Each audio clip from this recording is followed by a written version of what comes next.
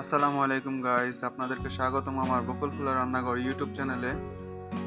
আজকে আমি আপনাদের জন্য নিয়ে এসেছি রুই মাছ ভুনা। চলুন তাহলে আর কথা না বাড়িয়ে শুরু করা যাক। রুই মাছটাকে ভুনা করার জন্য আমি রুই মাছটাকে ভেজে নিব। তার জন্য এখানে দিয়ে দেব সামান্য পরিমাণ লবণ, হলুদ দিয়ে দেব পরিমাণ মতো। তারপরে একসাথে মাছের সাথে ভালোভাবে মাখিয়ে নিব।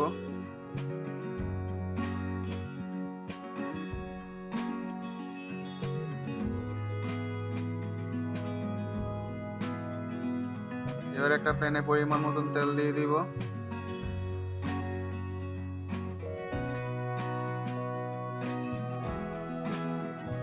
এবার মাছগুলোকে ভালোভাবে ভেজে নেব। মাছগুলোকে বেশি ভাজা যাবে না, তাহলে রুই মাছের আসল স্বাদটা পাওয়া যাবে না।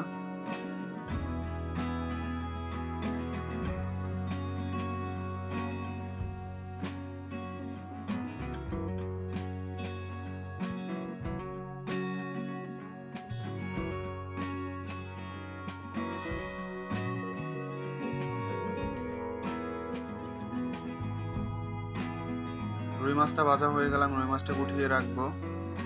এই রুই মাছটা আমি পরে ব্যবহার করব রান্নার সময়।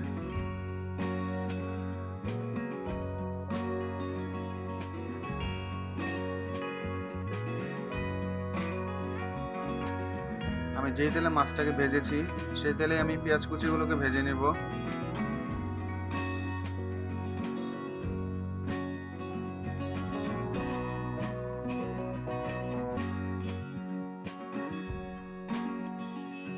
পেঁয়াজ কুচিগুলো ভাজা হয়ে গেলে এখানে দিয়ে দিব আদা রসুন বাটা, দিয়ে দিব হলুদ ফাঁকি, দিয়ে দিব মরিচ ফাঁকি, সামান্য পরিমাণ লবণ, আর দিয়ে দিব কয়েকটা কাঁচামরিচ।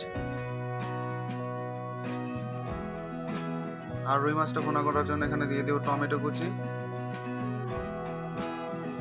এবার সবগুলোকে একসাথে কিছুক্ষণ কষিয়ে নিব।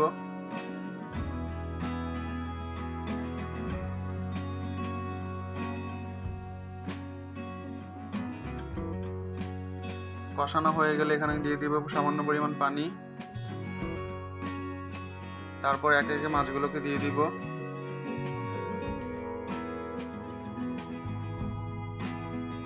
তারপর মাছটাকে কিছুক্ষণ রান্না করার জন্য রেখে দিব চুলায়।